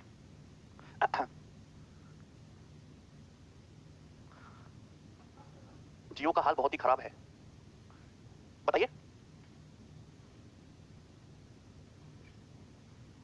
देखिए बहुत आसान क्वेश्चन है, आपको पहली बात तो थ्योरी समझनी पड़ेगी कि इक्विलेटरल ट्रायंगल है, समबाहु त्रिभुज एक सिमेट्रिक फिगर है, ये उसका सर्कम सर्कल, ये एंगल बाइसेक्टर है, मतलब ये एंगल 30 डिग्री का होगा तो ये एंगल भी 30 डिग्री का होगा, एंगल बाइसेक्टर है, तो ये इसको 90 डिग्री के एंगल पे जाके मिलेगा, तो ये एंगल भी 60 डिग्री का होगा, ये एंगल भी 60 डिग्री का होगा। आप हमको एक थ्योरी और बताना, जरा गौर से सुनना। ये समबाहु त्रिभुज इक्विलेटरल ट्रायंगल, ये लाइन PS जो है एंगल बाइसेक्टर है, तो एंगल बाइसेक्टर के इस तरफ जो है वही उस तरफ है, जो एंगल बाइसेक्टर की इस तरफ है वही इस तरफ है, मतलब ये जो लाइन है PS, ये इस सर्कल का डायमीटर व्यास होगी, बिल्कुल जो है लाइन PS जो है सर्कल का डायमीटर होगी, वो तो होगी, ऑब्वियस सी बात है कि सर्कल का जो सेंटर है वो इसी लाइन पे होगा, और सेंटर केंद्र से जाने वाली लाइन क्या हो जाएगी तुम्हारी भैया? इस सर्कल का जो सेंटर है, सर्कम सेंटर, वो इसी लाइन पे होगा, क्योंकि लाइन परपेंडिकुलर बाइसेक्टर है। तो आप जानते हैं कि ये जो लाइन PS है डायमीटर है। अब डायमीटर में ये सेमी सर्कल में बना कोण क्या होना चाहिए? ये सेमी सर्कल अर्धवृत्त में बना कोण 90 डिग्री होता है, सेमी सर्कल में बना एंगल 90 डिग्री होता है, जरा गौर से सुनिएगा। तो अगर ये एंगल 60 डिग्री का है तो ये एंगल कितने डिग्री का बचेगा? 30 डिग्री का। ये एंगल कितने डिग्री का बचेगा? 30 डिग्री का। सेमी सर्कल में बना एंगल क्या होता है? 90 डिग्री। ये 30 है, ये तुम्हारा 120 डिग्री हो जाएगा, ये 120 है, 30 है, तो ये एंगल भी कितने डिग्री का हो जाएगा? 30 डिग्री का हो जाएगा, ये एंगल भी 30 डिग्री का हो जाएगा। तो इतनी बात तो सभी जानते हो कि ये ट्रायंगल QRT, ये त्रिभुज QRT, ये साइड 30, ये साइड 30, तो कहने का मतलब है 120 30 30 ट्रायंगल में अगर ये साइड 1 है, ये साइड 1 है, तो 120 डिग्री के सामने क्या होता है? √3 होता है। ये रेशियो याद है 30 30 120 ट्रायंगल का। तो अगर RT की लेंथ 1 यूनिट है तो TQ की लेंथ कितनी आएगी? √3, तो रेशियो आएगा 1:√3, ये आंसर है। क्लियर है? भैया ये तुम्हारा क्यों आरटी कैसा ट्रायंगल हो गया 120 30 30 120 30 30 का रेशियो तो पता है 30 के सामने 1 तो 30 के सामने 1 तो 120 डिग्री के सामने √3 तो रेशियो कितना का आरटी से टी का 1/√3। अरे बोलो यस और नो समझ में आया? रिंकेस दिया हुआ नहीं है पर समझना पड़ेगा। ये तुम्हारा इक्विलेटरल ट्रायंगल है, इक्विलेटरल ट्रायंगल का ये हो गया तुम्हारा एंगल बाइसेक्टर, यही एंगल बाइसेक्टर है, यही मीडियन है, यही परपेंडिकुलर बाइसेक्टर है, सब कुछ चाहिए। तो इस ट्रायंगल का incentre, orthocentre, centroid, circumcentre सब यही होगा। ये सर्कम सेंटर है, सर्कम सेंटर को केंद्र मान के सर्कल खींचेंगे, यही सर्कम सर्कल बनेगा, यही सर्कम सर्कल बनेगा और इस सर्कल का सेंटर होगा ये। तो ये जो लाइन होगी इस सर्कल का डायमीटर नहीं होगी, सेंटर से जाने वाली लाइन ही तो डायमीटर व्यास होती है, सेंटर से जाने वाली लाइन भी तो व्यास होती है। और खुद ही समझो कि जो चीज पीएस के उधर है वही चीज पीएस के इधर है, आधा आधा 30 डिग्री 60 60 सब कुछ इक्वल इक्वल डिवाइड हो गया, बिल्कुल बीचों बीच से जा रही है लाइन। ठीक है, नेक्स्ट बहुत बेहतरीन सवाल नंबर 8 बनाइए। शामू थ्योरी हम बता चुके हैं, ठीक है ऋषभ, वेरी गुड। देखिए an equilateral triangle of area 300 centimeter square is cut from its three vertices to form a regular hexagon. Area of hexagon is what % of area of triangle? देखिए ये आपसे पूछा है। देखिए सबसे पहले तो आपको समझना होगा रेगुलर हेक्सागन क्या होता है, समबाहुभुज क्या होता है। तो रेगुलर हेक्सागन एक ऐसी फिगर है जिसमें 6 भुजाएं होती हैं और 6 की 6 भुजाएं जो होती हैं वो इक्वल होती हैं। ठीक है, रेगुलर हेक्सागन का हर एक एंगल 120 डिग्री का होता है, रेगुलर हेक्सागन का ईच एंगल 120 डिग्री का होता है। रेगुलर हेक्सागन की हर एक साइड ए होती है। ठीक है, लेक्चर कल वाला देख लेना, YouTube पे बहुत आंसू पड़ा है, आग मचा दिए। तो ये रेगुलर हेक्सागन जो है इस पॉइंट के अबाउट अगर सिमेट्रिक है तो रेगुलर हेक्सागन में ये जो बनते हैं 6 इक्विलेटरल ट्रायंगल बनते हैं, 6 समबाहु त्रिभुज बनते हैं। ये 6 समबाहु त्रिभुज इन ये सारे के सारे इक्विलेटरल ट्रायंगल है, सबका एरिया बराबर होगा और सबकी साइड भी ए होगी। 6 इक्विलेटरल ट्रायंगल को आपस में ऐसे रख दीजिए, क्या बन जाता है, एक रेगुलर हेक्सागन, एक समबाहुभुज बन जाता है। नाउ अब क्वेश्चन में ये बोला है कि एक इक्विलेटरल ट्रायंगल के तीनों वर्टिसेस को काट के एक रेगुलर हेक्सागन बनाया है, तो हेक्सागन जो है, हेक्सागन का एरिया इक्विलेटरल ट्रायंगल के एरिया का कितना परसेंट है। बहुत बेहतरीन क्वेश्चन है, मेंस का पूछा हुआ सवाल है, कैसे बनाएंगे देखना। जैसे मैंने आपके सामने एक इक्विलेटरल ट्रायंगल बनाया, तो इसके तीनों वर्टेक्स को काटो। एक कट मैंने लगाया यहां से बेस के पैरेलल कट लगाया, तो 60 डिग्री का, ये 60 डिग्री का, ये 60 डिग्री का इक्विलेटरल। मैंने एक दूसरा कट लगाया मैंने इस तरीके से बेस के पैरेलल, तो ये 60 डिग्री का, 60 डिग्री का, तीनों वर्टेक्स को काट रहे हो ना, और ये 60 डिग्री का। मैंने एक और कट लगाया, एक कट लगाया इस तरीके से बेस के पैरेलल, तो ये 60 डिग्री का, ये 60 डिग्री का, ये 60 डिग्री का। तो आप मुझे बताओ क्या एक रेगुलर हेक्सागन बना? तो अगर मैं आपको गंदी नजरों से दिखाऊं तो आपको एक रेगुलर हेक्सागन यहां इस तरीके से ये बनता हुआ दिखाई देगा, एक समबाहुभुज आपको ये बनता हुआ दिखाई देगा, रेगुलर हेक्सागन। रेगुलर हेक्सागन दिखा, सभी को बनता हुआ दिखाई दिया कि रेगुलर हेक्सागन समबाहुभुज। क्लियर है? हाँ धर्म, तुम्हारे कमेंट देख रहा हूं मैं। ये जो रेगुलर हेक्सागन है ये इस पॉइंट के अबाउट सिमेट्रिक है। अगर मैं इस पॉइंट से इसको मिलाऊंगा तो 6 ट्रायंगल बनेंगे और ये 6 के 6 ट्रायंगल क्या होंगे, इक्विलेटरल होंगे, समबाहु होंगे। आप मुझे एक बात बताओ कि जो इस इक्विलेटरल ट्रायंगल की साइड है वही इस हेक्सागन की साइड है। भैया जो इस हेक्सागन की साइड है वही इस इक्विलेटरल ट्रायंगल की साइड है जो कोने पे बनता है। जो इस हेक्सागन की साइड है वही ये साइड है, वही ये साइड है, वही ये साइड है, वही ये साइड है। जो इस इक्विलेटरल ट्रायंगल की साइड है वही ये साइड है, वही ये साइड है, वही ये साइड है, वही ये साइड है। 60 60 60 ये भी तो इक्विलेटरल है, 60 60 60 ये भी इक्विलेटरल है, 60 60 60 ये भी इक्विलेटरल है। तो यहाँ पे ये सारे के सारे क्या दिख रहे हैं, ये सारे के सारे इक्विलेटरल ट्रायंगल समबाहु त्रिभुज दिख रहे हैं और इन सारे के सारे समबाहु त्रिभुजों की साइड जो है बराबर है। अगर इसका एरिया 1 है तो इसका भी एरिया 1 है, इसका भी एरिया 1 है, कि अगर साइड बराबर है तो सबका एरिया भी बराबर बराबर ही होगा, इक्वल इक्वल ही होगा। ये बात समझना। तो अगर मैं बात करूं टोटल बड़े इक्विलेटरल ट्रायंगल के एरिया की, तो अगर टोटल बड़े इक्विलेटरल ट्रायंगल का एरिया देखो 9 है, कितना है 9, उसमें से हेक्सागन का एरिया कितना है, तो हेक्सागन का एरिया है 6 पार्ट 6, तो टोटल 9 में से 6 पार्ट हेक्सागन का एरिया बना रहा है। 6/9 होता है 2/3, तो 2/3 मतलब 66.66%, तो टोटल एरिया का 66.66% हेक्सागन का एरिया होगा, हेक्सागन का एरिया होगा। अरे भैया जब मैं किसी इक्विलेटरल ट्रायंगल में बेस के पैरेलल एक लाइन खींचता हूं तो ये भी इक्विलेटरल ट्रायंगल बनता है। लाइन मैंने बेस के पैरेलल खींची तो बेस के पैरेलल हो जाने की वजह से ये 60 ये भी 60 60 60 बनते हैं ना करस्पॉन्डिंग एंगल। इक्विलेटरल ट्रायंगल में बेस के पैरेलल एक लाइन खींचोगे तो इक्विलेटरल ट्रायंगल ही बनेगा। एरिया की वैल्यू का कोई इंपॉर्टेंस नहीं है इस क्वेश्चन में, समझ आ गया भाई? इक्विलेटरल ट्रायंगल बहुत बेहतरीन, अच्छा सवाल, समझ में आ गया ना? रिंकेस हमने अपनी मर्जी से खींचा इक्विलेटरल ट्रायंगल से रेगुलर हेक्सागन बनाने के लिए। ऐसे आड़ी तिरछी लाइन थोड़ा खींचोगे, इसमें से अगर हेक्सागन बनाना तो ऐसी आड़ी तिरछी लाइन थोड़ा खींचोगे। अरे लाइन तमीज में खींचनी पड़ेगी, तो यहाँ ये लाइन बेस के पैरेलल खींचो, ये लाइन बेस के पैरेलल खींचो, लाइन बेस के पैरेलल खींचो, तभी तो तुम्हारा बनेगा इक्विलेटरल ट्रायंगल, वो रेगुलर हेक्सागन, अदरवाइज थोड़ा बनेगा। भूख लगती तो आदमी रोटी ही क्यों खाता है, पत्थर क्यों नहीं खा लेता? क्यों? क्योंकि रोटी नीड है, ऐसे सवाल की नीड है कि रेगुलर हेक्सागन बनाना है तो तीनों वर्टिसेस से बेस के पैरेलल लाइन खींचनी पड़ेगी और 3 इक्विलेटरल ट्रायंगल कॉर्नर पे बनेंगे और रेगुलर हेक्सागन में 6 इक्विलेटरल ट्रायंगल सारे बराबर है, साइड में भी एरिया में भी। ठीक है, 300 का यूज नहीं है। बनाइए, बहुत बेहतरीन क्वेश्चन, बहुत जबरदस्त क्वेश्चन बनाइए जल्दी से।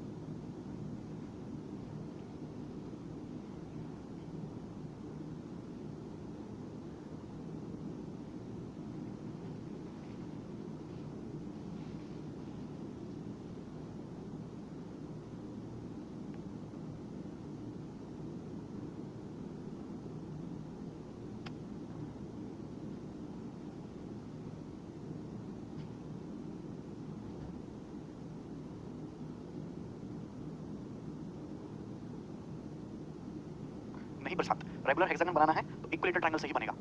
वेरी गुड नितिन, सीडीएस का 2 बार आया हुआ क्वेश्चन है। जूम कर दे, पढ़ लिया हुआ सवाल, मैं जूम कर देता हूं। और जूम करने की जरूरत है क्या? बनाइए। देखो आपको चित्र दिया गया, डायग्राम दिया गया जिसमें ए बी सी एक इक्विलेटरल ट्रायंगल है, एक समबाहु त्रिभुज है। इस इक्विलेटरल ट्रायंगल की हर एक साइड है 30 सेंटीमीटर। ये जो एक्स वाई है ये बीसी के पैरेलल है। अब एक्स वाई जो है बीसी के पैरेलल है तो मैंने बता रखा है कि ट्रायंगल ए एक्स वाई भी फिर कैसा बनेगा, इक्विलेटरल ट्रायंगल बनेगा। एक्स वाई भी एक इक्विलेटरल ट्रायंगल बनेगा। इक्विलेटरल ट्रायंगल में बेस के पैरेलल अगर लाइन खींचोगे तो दूसरा ट्रायंगल भी इक्विलेटरल होगा। मतलब ए बी सी इक्विलेटरल है तो ए एक्स वाई भी इक्विलेटरल होगा। अगर ये साइड तुम्हारी एक्स है तो ये साइड भी एक्स होगी, ये साइड भी एक्स होगी। नाउ एक्स वाई जो है बीसी के समांतर है। एक्सपी जो है, ये जो एक्सपी है, ये जो लाइन एक्सपी है ये एसी के पैरेलल है, एसी के पैरेलल है। तो अगर ये लाइन एक्सपी एसी के पैरेलल है, मेरी बात को गौर से सुनिएगा, तो ये जो ट्रायंगल एक्सपी भी है ये भी इक्विलेटरल होगा। अगर ये साइड वाई है तो ये भी वाई होगी, ये भी वाई होगी। अगर मैं लाइन क्यू वाई की बात करूं तो लाइन क्यू वाई जो है ये एबी के पैरेलल है तो सी क्यू वाई भी इक्विलेटरल होगा। अगर ये जेड है तो ये भी जेड होगा, ये भी जेड होगा। सब हमारी बात समझते हैं। X Y plus XP plus Y Q जो है, एक्स वाई मतलब ये, वाई पी मतलब ये और वाई क्यू मतलब ये, इन तीनों का सम 40 दिया। मतलब X plus Y plus Z आपको दिया है 40 सेंटीमीटर, 40 सेंटीमीटर। तो आपसे पूछा पी क्यू की लेंथ क्या होगी, आपसे पूछा ये पी क्यू जो है, पी क्यू की लंबाई क्या होगी, ये पूछा। बनाइए, देखिए मैं आपको बताता हूं। अगर मैं ये इक्विलेटरल ट्रायंगल का पेरीमीटर परिमाप देखो, इक्विलेटरल ट्रायंगल का पेरीमीटर होता है तीनों साइड्स का सम। तीनों साइड का सम करो, AB plus BC plus CA। तो देखिए तीनों साइड का सम करेंगे तो x x 2x हो गया, y प्लस y 2y हो गया, z प्लस z 2z हो गया। लेकिन बचा क्या रहेगा, बचा रहेगा PQ। आप सम करेंगे, गौर से सुनने का। अगर आप तीनों साइड का सम करेंगे तो पेरीमीटर आ जाएगा x x 2x, y y 2y, z z 2z। तो पेरीमीटर आ जाएगा 2x plus 2y plus 2z।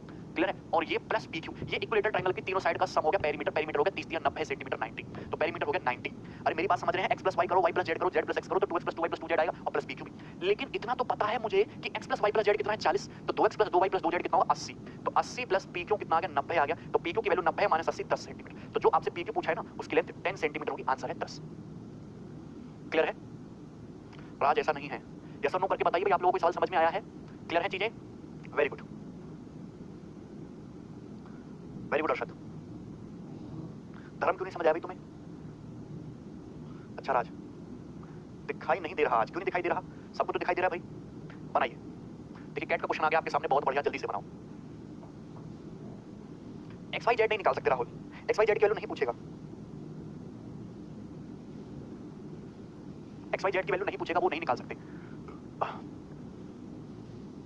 अच्छा देखिए, बहुत बेहतरीन क्वेश्चन है। P, Q, S and R are the points on the circumference of a circle of radius R such that PQR is equilateral and PS is diameter of circle. What the perimeter of quadrilateral PQSR? एक cat के paper का पूछा हुआ सवाल है। ऐसा सवाल आपके एग्जाम्स में भी बन सकता है, लेकिन काफी पुराना क्वेश्चन है तो आज के हिसाब से आपके एग्जाम के लिए परफेक्ट है। तो सबसे पहले हमने बनाया एक सर्कल, ये बना दे सर्कल, गौर से सुनिएगा। सर्कल, सर्कल की सर्कमफेरेंस पे 4 पॉइंट है, PQRS और PS जो है सर्कल का डायमीटर है। तो यहाँ पे ये हो गया तुम्हारा, ये पॉइंट P है तो ये पॉइंट S है, तो PS तो हो गया डायमीटर। लेकिन PQR हो गया इक्विलेटरल ट्रायंगल। तो आप मुझे बताइए कि यानी कि Q और R पॉइंट यहाँ रहे होंगे, मतलब गौर से सुनिएगा, Q पॉइंट ये होगा और R पॉइंट ये होगा और PQR कैसा होगा, समबाहु त्रिभुज होगा, इक्विलेटरल ट्रायंगल, इसकी तीनों साइड बराबर होंगी।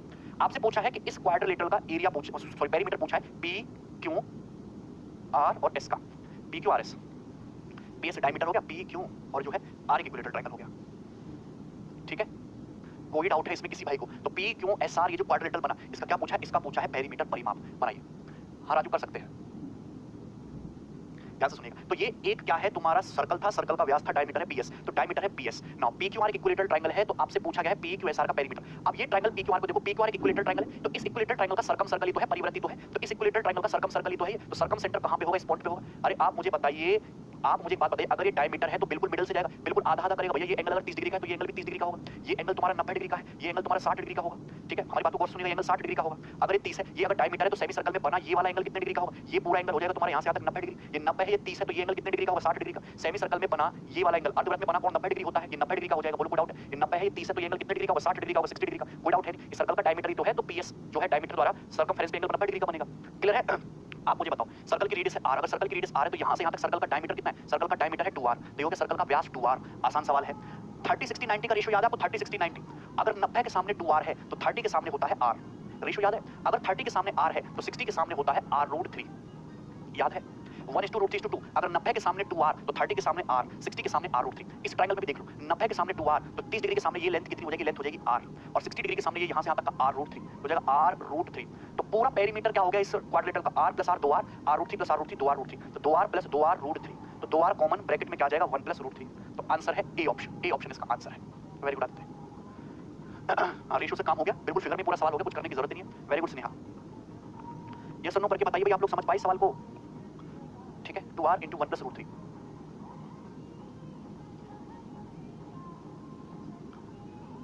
थर्टी 60 90 की वैल्यू तो याद रखनी ही पड़ेगी। 30 60 90 ट्रायंगल भी याद नहीं करोगे तो कैसे काम चलेगा? आगे बढ़िए भाई, अगला सवाल बनाइए, 11 नंबर, सवाल नंबर 11। कोई टेक्निकल प्रॉब्लम नहीं यार, सब सही है,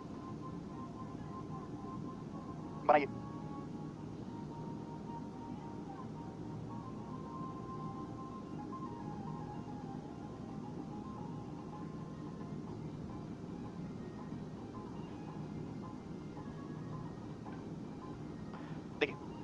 एबीसी इक्विलेटरल ट्रायंगल है, बहुत बेहतरीन और बहुत इंपॉर्टेंट क्वेश्चन है और ऐसा तरीका बता दूंगा ना सॉल्व करने का, मौज आ जाएगी। ध्यान से सुनना। एबीसी एक इक्विलेटरल ट्रायंगल है। देखिए ये बना दिया मैंने, एबीसी एक इक्विलेटरल ट्रायंगल समबाहु त्रिभुज। A circle with centre O and diameter equal to height of triangle cuts the side AB and AC at P and Q respectively, find AB ratio QC. मेरी बात को समझ पाए क्या है? हाँ, प्रीवियस का सवाल ये सीजीएल का। अभी ट्रायंगल एबी से एक सर्कल खींचा गया है और उस सर्कल का जो डायमीटर है इसी ट्रायंगल की हाइट के बराबर है और साइड एबी और एसी को पी और क्यू पे काट रहा है। तो जैसे मेरी एक बात समझिए कि ये हो गई इक्विलेटरल ट्रायंगल की हाइट, ये हाइट होगी इक्विलेटरल ट्रायंगल की एडी।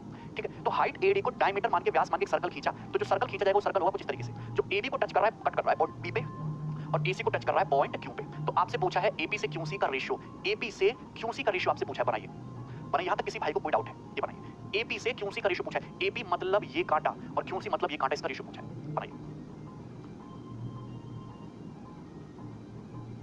देखिए वैसे तो इस सवाल को करने के बहुत सारे तरीके अवेलेबल हैं, लेकिन मैं आपको एक चीज बताना चाहता हूं। जब भी आप किसी सर्कल को देखो, जब भी आप किसी सर्कल को देखो और सर्कल के बाहर किसी पॉइंट पी से आपके कॉर्ड भी खींची गई हो और एक टेंजेंट भी खींची गई हो, सर्कल के बाहर पॉइंट पी से एक सीकेंट भी खींची गई हो, छेदक रेखा, और एक टेंजेंट भी खींची गई हो। अगर कोई सर्कल देखो, सर्कल के बाहर किसी पॉइंट पी से एक सीकेंट भी खींची गई हो और एक टेंजेंट भी खींची गई हो, तो ये होती है सीकेंट टेंजेंट थ्योरम। पीटी का स्क्वायर बराबर पीए, पॉइंट पी से देखना पीए मतलब ये डिस्टेंस पीए और पूरी डिस्टेंस पीबी, आपने 9वीं क्लास में पढ़ी होगी। ये बेस्ट तरीका होता है अगर लेंथ की बात चल रही हो, अगर लंबाई की बात चल रही हो। कोई भी सर्कल देखो, सर्कल के बाहर से टेंजेंट खींची हो और सीकेंट खींची हो, तो पीटी का स्क्वायर बराबर होता है पीए गुणा पीबी। इस बात को समझ लेना, टेंजेंट सीकेंट थ्योरम। बात आपको क्लियर है ना? अब जैसे यहाँ पे आपसे पूछा है ये एपी और ये क्यूसी। अब देखो ये इक्विलेटरल ट्रायंगल है, एक सिमेट्रिक फिगर है, पढ़िए भैया, ये इक्विलेटरल ट्रायंगल है, सिमेट्रिक फिगर है। जो चीज इस लाइन एडी के इधर है, सेम टू सेम चीज उधर है। मतलब जो लेंथ देखो, जो लेंथ क्यूसी की होगी ड्यू टू सिमेट्रिसिटी, वही लेंथ पीबी की होगी। तो आप एपी बाई क्यूसी को, आप एपी बाई क्यूसी को ऐसे भी तो लिख सकते हो, एपी बाई क्यूसी को आपसे पूछा ऐसे भी तो लिख सकते हो, एपी बटे पीबी। बात तो एक ही है। अरे बात तो एक ही है ना। आप हमको एक बात बताइए, जो लेंथ क्यूसी की है वही लेंथ पीबी के, दोनों सेम ही तो चीजें हैं। अरे सिमेट्रिक चीजें जो इधर है वही इधर है, बिल्कुल सेम बातें हैं। तो जो लेंथ ये है वही लेंथ ये है, तो आप एपी बटे पीबी तो लिख सकते हो ना। अब मेरी बात को गौर से सुनिएगा, बहुत आसान चीज है ना। इक्विलेटरल ट्रायंगल की हाइट है तो साइड को दो पार्ट में बांट देगी। आप मुझे बताओ कि अगर ये यहां तक लेंथ सपोज मैंने 2 यूनिट मान लिया, तो ये लेंथ भी तो 2 यूनिट हो जाएगी, ये लेंथ भी तो 2 यूनिट हो जाएगी। इतने में किसी को कोई डाउट है? तो इक्विलेटरल ट्रायंगल की साइड होगी 4, तो इक्विलेटरल ट्रायंगल की ये साइड भी कितनी हो जाएगी? 4। कितनी हो जाएगी? 4 हो जाएगी। इक्विलेटरल ट्रायंगल की तीनों साइड बराबर। अब आप इस सर्कल को देखो, इस सर्कल है क्या है? सर्कल, सर्कल के बाहर है पॉइंट बी, पॉइंट बी से टेंजेंट है बीडी, तो टेंजेंट बीडी का जो स्क्वायर होगा वो इक्वल होगा, सर्कल के बाहर से सीकेंट है, छेदक रेखा बीपी है, इसकी वैल्यू होगी बीपी गुणा बीए के बराबर होगी कि नहीं? बीडी की लेंथ है 2, 2 का स्क्वायर 4, बीपी बीपी मुझे निकालना है, बीए की लेंथ हो गई 4, तो 4 से 4 कट गया, बीपी की लेंथ आ गई 1, तो बीपी की लेंथ 1 आ गई। मतलब कहने का मतलब ये छोटू लेंथ 1 होगी और ये लेंथ फिर कितनी बचेगी? ये बचेगी 3, ये लेंथ बचेगी 3। मैं रेशियो की बात कर रहा हूं। तो आपसे क्या पूछा है? आपसे पूछा एपी से पीबी क्या है रेशियो? 3:1, तो 3:1 आंसर होगा, 3:1, 3:1।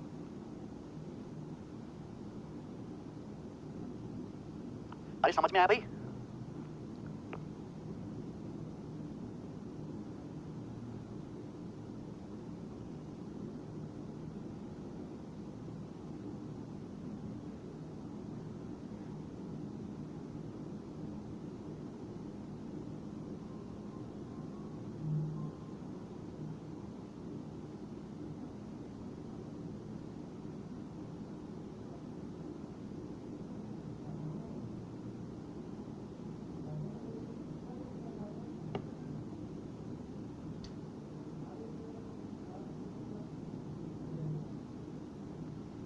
भैया यस और नो करके बताओ आप लोग सारे कि इसमें आप किसी भी स्टूडेंट्स को कोई डाउट हो, उसको ना समझ में आया हो। करने के तरीके हजार हैं, लेकिन इसलिए मैंने आपको एक ऐसा तरीका बताया कि आप कोई भी सवाल इस तरीके से कर पाओगे जहां आपको सर्कल दिखे और टेंजेंट सीकेंट दिखे, कोई भी सवाल कर पाओगे। वेरी गुड, वेरी गुड, आया है, मस्त मेथड था, कर लेंगे, बेस्ट है। चलिए आगे बढ़ते हैं, अगला क्वेश्चन देखिए, सवाल नंबर 12। अब देखिए जैसे मैंने आपको सवाल नंबर 11 कराया वैसे ही सवाल नंबर 12 है, आप इसको खुद से ट्राई करिएगा, ठीक है? सेम ही तरीके हैं। ये देखिए सवाल नंबर 13 ये बनाइए, सवाल नंबर 13 ये बनाइए।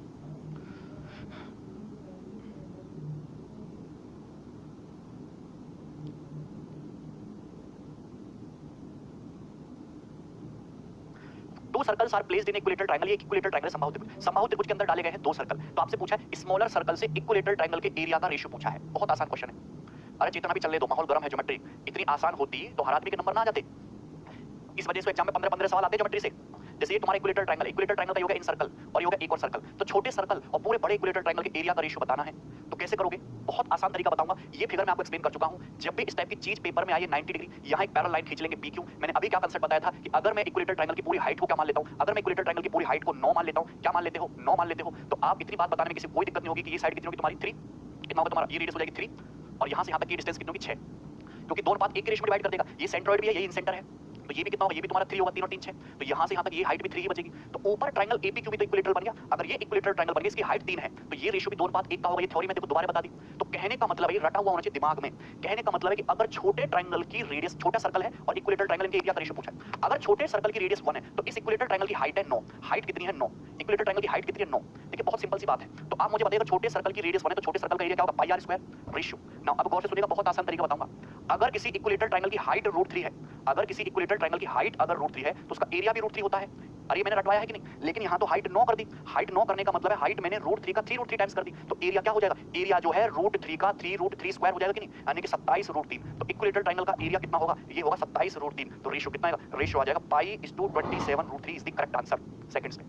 चाहे तो आप ऐसे कर लो कि इक्विलेटरल ट्रायंगल की हाइट अगर 9 है तो हाइट का क्या मतलब होता है? √3/2 बराबर 9। तो साइड आ जाएगी तुम्हारी 6√3। अगर साइड 6√3 आ गई तो एरिया आ जाएगा √3/4, 6 का स्क्वायर 36 × 3, तो 4 नाम 36 यानी कि 27√3। तो इक्विलेटरल ट्रायंगल का एरिया 27√3 आ जाएगा। क्लियर है? ये पूछा, कितना आसान क्वेश्चन था, समझ आ गया ना? नेक्स्ट, ठीक है रिंकेश, आगे बढ़ते हैं।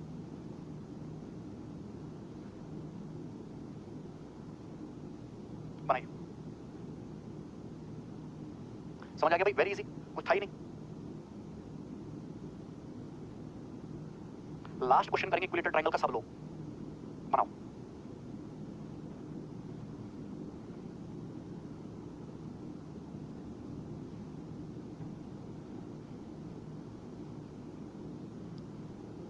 हाँ राज, अरे आप लोग समझ में तो आया ना? देखिए ये भी सवाल गेट के पेपर का पूछा हुआ है और बहुत आसान और कंसेप्चुअल क्वेश्चन है, पेपर में आ सकता है। Given an equilateral triangle T1 with side 24 cm, a second triangle T2 is formed by joining the midpoints of side of T1. Then a third triangle T3 is formed by joining the midpoint of side T2. If this process of forming triangle is continued, the sum of areas in square centimeter of infinitely many such triangle T1, T2, T3 will be. बहुत बेहतरीन question है। देखिए ध्यान सुनना, अगर मैं आपके सामने एक इक्विलेटरल ट्रायंगल बनाता हूँ, इक्विलेटरल ट्रायंगल ये बनाया, इस इक्विलेटरल ट्रायंगल की साइड दी है 24 सेंटीमीटर और इसका नाम दिया है T1, इसकी साइड है 24 सेंटीमीटर। तो आपको ये बात पता होनी चाहिए, ट्रायंगल है T1। एक और दूसरा ट्रायंगल बनाया है जो इसके साइड को मिड पॉइंट, इसके साइड्स के मिड पॉइंट को मिलाने से बना है। तो आप मुझे बताइए कि अगर ये T1 है, तो अगर बाहर वाला ट्रायंगल T1 है और इसका नाम दिया है T2, तो आपको पता होना चाहिए कि अगर T1 का एरिया T1 है तो T2 का जो एरिया होगा वो क्या होगा? T1/4 होगा। T1/4 होगा, ये बात समझना है। अब इस ट्रायंगल के मिड पॉइंट्स को मिला के तीसरा ट्रायंगल और बना दिया, इसका नाम दे दिया T3। ये ट्रायंगल है T3, ये ट्रायंगल है T3। इसका जो एरिया होगा, इसका जो एरिया होगा वो ट्रायंगल T2 के एरिया का फिर से एक चौथाई हो जाएगा, यानी कि T1/4 का फिर से एक चौथाई कर दोगे तो T1/16 है। कोई डाउट है? नाउ अगर इस ट्रायंगल के मिड पॉइंट को फिर से मिला दो तो एक और ट्रायंगल बन गया T4। T4 ट्रायंगल का जो एरिया है वो T3 ट्रायंगल के एरिया का फिर 1/4 हो जाएगा। T1/16 का 1/4 करोगे तो T1/64। तो ये इन सभी ट्रायंगल के एरिया आते रहेंगे और इस तरीके से जितने भी ट्रायंगल बनेंगे उन सब के एरिया का सम पूछा है, मतलब T1 + T2 + T3 + dot dot dot infinite, ये आपसे पूछा है, ये पूछा है। बात समझ में आई ना? तो एक्चुअली आप इस चीज को देखो तो क्या बन गई? जीपी बन गई। क्या बन गई? जीपी बन गई। और यहाँ से क्या कॉमन आ गया? यहाँ से T1 कॉमन आ गया। यहाँ से क्या आ गया? T1 कॉमन आ गया। तो ब्रैकेट में बचा क्या? 1 + 1/4 + 1/16 + 1/64 प्लस डॉट डॉट डॉट, ये ज्योमेट्रिक प्रोग्रेशन बन गई। बनी कि नहीं बनी? अब इसका कॉमन रेशियो क्या है? कॉमन रेशियो है इसका 1/4। इसका सम हो जाएगा AP का सम A/1 - R। तो 1 - 1/4 होता है 3/4। 3/4 ऊपर जाके हो जाएगा 4/3, तो इंटू 4/3। तो कहने का मतलब ये हुआ कि इन सभी ट्रायंगल के एरिया का जो सम होगा वो T1 का 4/3 होगा, 4/3 गुना होगा। ये आसान है, बहुत सिंपल है। बाहर वाले ट्रायंगल की साइड कितनी है? T1 की साइड थी 24, अगर साइड 2 तो एरिया √3, अगर साइड 24 साइड 12 गुना तो एरिया 12 का स्क्वायर यानी कि 144√3। तो इस ट्रायंगल T1 का एरिया है 144√3। 144√3 में भी 4/3 से मल्टीप्लाई करोगे तो 3 किससे जाएगा? 3 चौक 12, 3 अट्ठे 24, 48 चौका 192√3। तो सभी ट्रायंगल के एरिया का सम कितना बनेगा? 192√3 आंसर। क्लियर है?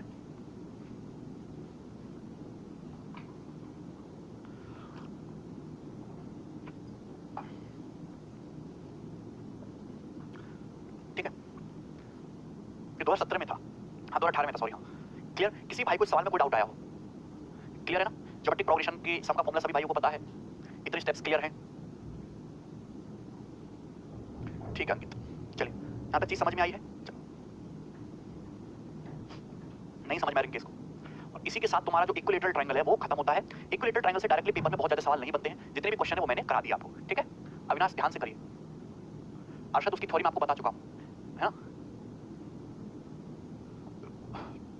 गुणोत्तर श्रेणी, अंकेश गुणोत्तर श्रेणी जिसमें कॉमन रेशियो होता है दो कॉन्जिक्यूटिव टर्म के बीच। अच्छा सौरभ, चलिए आगे बढ़ते हैं। सभी लोग हेडिंग डालेंगे अपनी कॉपी में आइसोसेलेस ट्रायंगल। आइसोसेलेस ट्रायंगल मतलब समद्विबाहु त्रिभुज। इनफाइनाइट टर्म की जीपी का फॉर्मूला लगा है। हर्षित, अरे यार इक्विलेटरल ट्रायंगल की साइड अगर 24 हो तो एरिया कितना होगा? अगर किसी इक्विलेटरल ट्रायंगल की साइड 24 हो तो एरिया कितना होगा? 144√3 नहीं होगा एरिया? वही क्या 144√3। आइसोसेलेस ट्रायंगल यानी कि समद्विबाहु त्रिभुज। हाँ एकदम स्लो स्लो ही चल रहा है भाई गौतम। नहीं देखिए समद्विबाहु त्रिभुज आइसोसेलेस ट्रायंगल में आपको ऑलरेडी पूरा डिटेल में एक्सप्लेन कर चुका हूं, मैं एक बार फिर से आपको चीजें रिवाइज करा देता हूं। जैसे कि अगर मैं आपके सामने बना दूं एक इक्विलेटरल ट्रायंगल, एक समबाहु त्रिभुज ए बी सी, ये चीज गौर से सुनिए। तो इक्विलेटरल ट्रायंगल में दो साइड्स बराबर होती हैं, तो दो एंगल भी बराबर होते हैं। तो इक्विलेटरल ट्रायंगल की अगर साइड ए बी जो है, साइड ए बी अगर साइड ए सी के बराबर है, तो angle B opposite equal side के अपोजिट एंगल भी क्या होंगे, इक्वल इक्वल होंगे, ठीक है। अगर मैं यहाँ पे अगर ये परपेंडिकुलर डालता हूँ एडी, ये परपेंडिकुलर डाला, तो ये राइट एंगल ट्रायंगल एडीबी और राइट एंगल ट्रायंगल एडीसी दोनों कॉन्ग्रुएंट हो जाएंगे। मतलब ट्रायंगल एडीबी कॉन्ग्रुएंट होगा, बिल्कुल सर्वांग सम होगा ट्रायंगल एडीसी का, ये बात आपको पता होनी चाहिए, ठीक है। अब मुझे एक बात बताइए, अगर ये कॉन्ग्रुएंट है तो ये लाइन तुम्हारी theta, theta line angle bisector भी है, लाइन एडी एल्टीट्यूड भी है, लाइन एडी परपेंडिकुलर बाइसेक्टर भी है, लाइन एडी मीडियन भी है। लाइन एडी मीडियन भी है क्योंकि बीडी की वैल्यू डीसी के बराबर है। अगर ये लाइन तुम्हारी मीडियन है तो सेंटर डीसी लाइन पे होगा, अगर ये लाइन एंगल बाइसेक्टर है तो इन सेंटर डीसी लाइन पे होगा। ये लाइन अगर परपेंडिकुलर बाइसेक्टर लंब समद्विभाजक है तो सर्कम सेंटर यही होगा, अगर ये लाइन एल्टीट्यूड है तो ऑर्थो सेंटर यही होगा। तो मतलब आइसोसेलेस ट्रायंगल के चारों सेंटर्स, आइसोसेलेस ट्रायंगल के चारों सेंटर जो हैं, चारों केंद्र इसी लाइन पर होंगे। ये थ्योरी हम आपको ऑलरेडी बता चुके हैं और सब कुछ प्रूफ करके बताया है। समझ में आया है आपको? हाँ, आइसोसेलेस ट्रायंगल में इक्वल साइड्स पर जो मीडियन होंगी वो भी बराबर होंगी। नीलकंठ ये बेसिक मैं आपको ऑलरेडी बता चुका हूं, इसको मैंने रिवाइज भी करा दिया, ये सिंपल सी बात थी, ठीक है ना। चलिए नाउ एक बहुत छोटी सी चीज आपको और समझनी है, जैसे ध्यान सुनिएगा। जैसे अगर मैं आपके सामने एक इक्विलेटरल ट्रायंगल, सॉरी एक आइसोसेलेस ट्रायंगल बनाऊं जिसमें ए बी की वैल्यू एसी के बराबर है, तो जैसे ये साइड है बी, ये साइड है बी और ये साइड है तुम्हारा ए, साइड है ए। तो एक आइसोसेलेस ट्रायंगल, इसकी दो साइड इक्वल है, बी और बी एक साइड है ए। तो आप यहां से जब परपेंडिकुलर डालेंगे 90 डिग्री के एंगल पर हो जाएगा डी, तो ये दोनों लेंथ इक्वल होगी, मतलब ये भी a/2 होगा और ये भी a/2 होगा। बोलो हाँ, ये भी a/2 होगा, ये भी a/2 होगा, ठीक है। चलिए कभी-कभी आपको इस पे पता होना चाहिए, अगर मैं इस आइसोसेलेस ट्रायंगल की हाइट की बात करूं, अगर मैं इस आइसोसेलेस ट्रायंगल की हाइट की बात करूं, हाइट का मतलब होता है एक आइसोसेलेस ट्रायंगल की हाइट जो है, कभी-कभी वर्ड हाइट यूज करता है तो जो नॉन इक्वल साइड है, ये हाइट एडी बड़ी इंपॉर्टेंट। हाइट एडी की बात करूं तो कैसे निकालोगे, राइट एंगल ट्रायंगल एडीसी में समकोण त्रिभुज एडीसी में पाइथागोरस थ्योरम लगा दो, तो पाइथागोरस थ्योरम लगाओगे तो b² - a/2 का होल स्क्वायर, ये लगा दोगे तो ये क्या हो जाएगा, 4b² - a² अंडर रूट बटे 2 का स्क्वायर का रूट लोगे 2, तो ये हो जाएगी इस आइसोसेलेस ट्रायंगल समद्विबाहु त्रिभुज की हाइट, ठीक है। अरे बहुत आसान चीज है, इस आइसोसेलेस ट्रायंगल की हाइट निकाल लोगे ना, ये साइड बी है, ये साइड a/2, तो पाइथागोरस थ्योरम लगा के हाइट एडी आ जाएगी। अगर मैं इस आइसोसेलेस ट्रायंगल के एरिया की बात करूं, अब देखिए आइसोसेलेस ट्रायंगल क्या है, एबीसी के एरिया की बात करूं तो एरिया क्या होता है, एरिया होता है 1/2 बेस इनटू हाइट, मतलब 1/2 बेस, बेस मतलब ट्रायंगल एबीसी का बेस तो a है और हाइट कितनी है, इस आइसोसेलेस ट्रायंगल की मैंने हाइट निकाली है तो हाइट आई है √4b² - a² बटे 2, ये आ जाएगा। तो यहां आप देखिएगा तो a बटे 2 दूनी 4 हो गया और √4b² - a² हो गया। तो पेपर में कभी-कभी ये फॉर्मूला पूछ लिया जाता है, निकल जाएगा, ठीक है। a/4 √4b² - a², हां अभिषेक बिल्कुल, ठीक है। तो ये इसमें इतनी ही थ्योरी है और कुछ आपको इसमें बहुत ज्यादा जानने की जरूरत नहीं है। आइसोसेलेस ट्रायंगल में बहुत आसान सी चीजें बनती हैं, ठीक है। आप जैसे क्वेश्चन करके बताइए मुझे,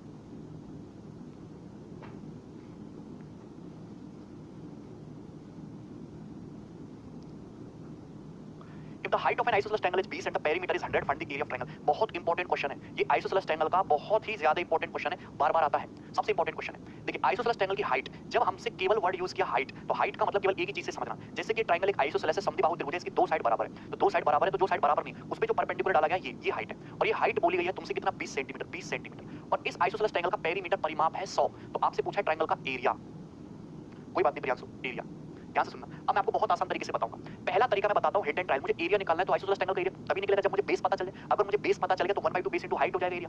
पहला तरीका 20 सेंटीमीटर है। अगर मैं एरिया को देखूं तो सारा एरिया के ऑप्शन इंटीजर में है, तो मतलब कहने का यह है कि यहां पे इस आइसोसेलेस ट्रायंगल का बेस बीसी ये भी इंटीजर होगा। अगर बेस बीसी इंटीजर होगा तभी तो एरिया इंटीजर आएगा, पूर्णांक होना चाहिए। कहने का मतलब है कि यहां पे कोई ना कोई पाइथागोरन ट्रिपलेट सेट किया गया है, तो पाइथागोरन ट्रिपलेट सेट किया गया तो 20 को देख के क्या आता है दिमाग में, कहीं 15 20 25 तो सेट नहीं कर दिया, कहीं ये 15 हो, ये 15 20 25, 20 को देख के एक ट्रिपलेट आएगा सबसे पहले, 15 20 25, 15 20 25, मतलब ये 15 तो ये भी 15 और ये 25। तो पेरीमीटर देखो 25 25 50, 15 15 30, 50 और 30 पेरीमीटर हो रहा है 80, लेकिन जबकि पेरीमीटर क्या होना चाहिए, 100 होना चाहिए। तो कहने का मतलब कि यहाँ पे ये वाला पाइथागोरन ट्रिपलेट नहीं सेट किया गया है।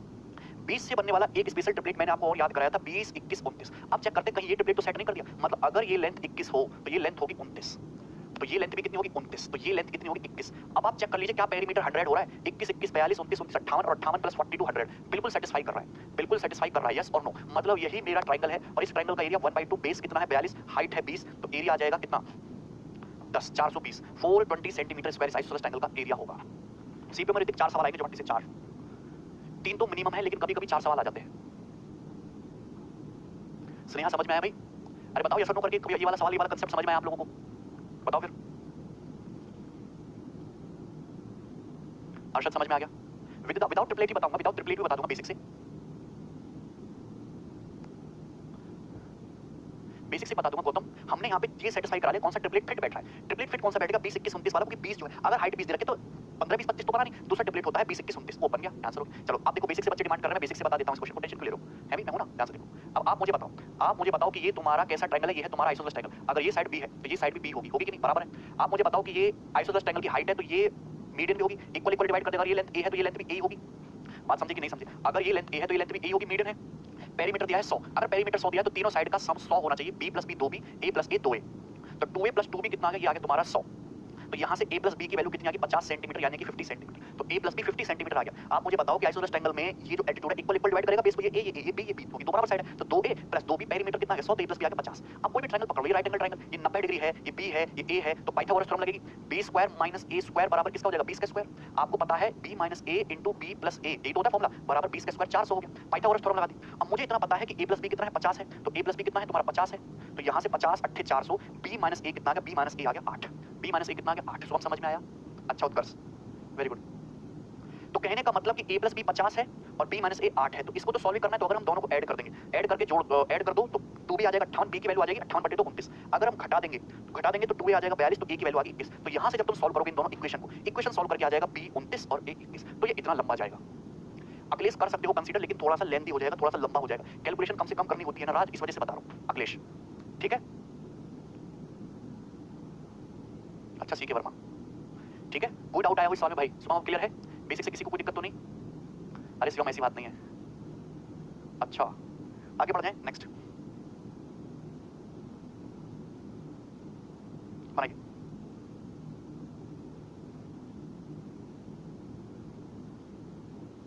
ट्रिपलेटी सही है,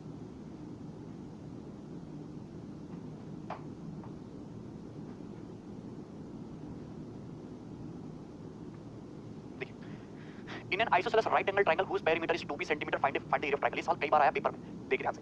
एक आइसोसेलेस राइट एंगल ट्रायंगल है, मतलब एक समकोण समद्विबाहु त्रिभुज है। जैसे कि ये ट्रायंगल हो गया तुम्हारा ABC, isosceles right angle triangle है। तो आइसोसेलेस राइट एंगल ट्रायंगल का मतलब ये राइट एंगल तो होगा ही, और इसमें दो साइड जो है दोनों लेग्स जो है इक्वल होंगे। इसका पेरीमीटर क्या है 2b। तो आपसे पूछा इस ट्रायंगल का एरिया, तो बताइए कैसे करोगे। अगर मैं बेसिक से बताऊं, अगर इस राइट एंगल ट्रायंगल की साइड 1 है कि पहली बात तो 45 डिग्री होगा, आइसोसेलेस ये भी 45 डिग्री होगा। तो अगर ये साइड 1 यूनिट है, ये साइड 1 यूनिट है, तो हाइपोटेनस कितना हो जाएगा, √2 यूनिट हो जाएगा। इतनी बात समझ रहे हैं? तो आप मुझे बताइए इसका पेरीमीटर कितना आ गया, 1 + 1 2, 2 + √2 यूनिट, 2 + √2 यूनिट आ गया पेरीमीटर, जिसकी वैल्यू क्वेश्चन में कितनी दी है 2b सेंटीमीटर दी है। तो 1 यूनिट की वैल्यू कितनी आ गई, 1 यूनिट की वैल्यू आ जाएगी 2b/2 + √2 आ जाएगी। तो अगर हम ऊपर नीचे से √2 कॉमन लेके काट ले तो √2p/√2 + 1 सेंटीमीटर। तो कहने का मतलब है इस राइट एंगल ट्रायंगल की ये साइड आ गई √2p/√2 + 1, और ये साइड भी आ गई तुम्हारी कितनी, √2p/√2 + 1 सेंटीमीटर, और ये सेंटीमीटर। यहाँ तक किसी भैया को कोई डाउट है, किसी स्टूडेंट को कोई डाउट है, क्लियर है, सब कर लेंगे।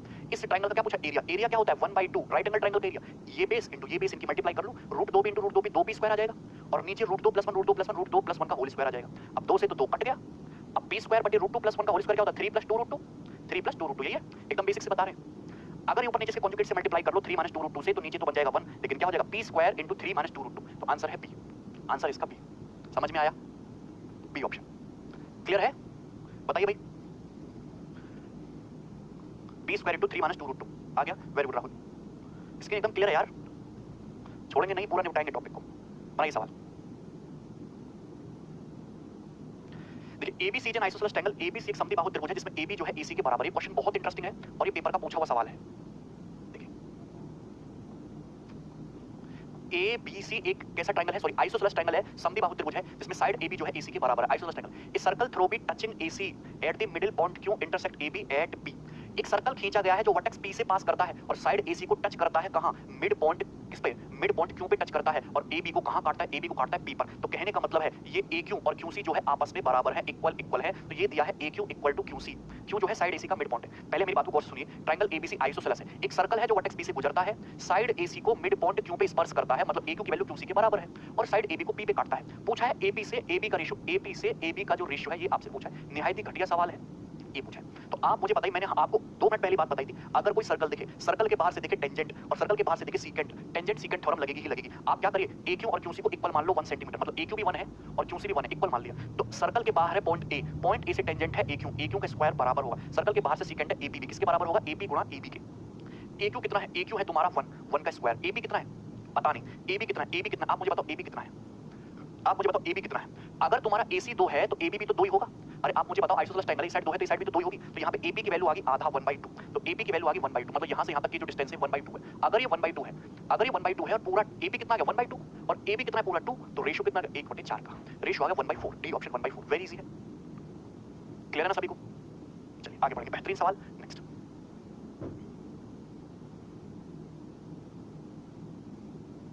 सवाल नंबर 4 बनाइए भाई।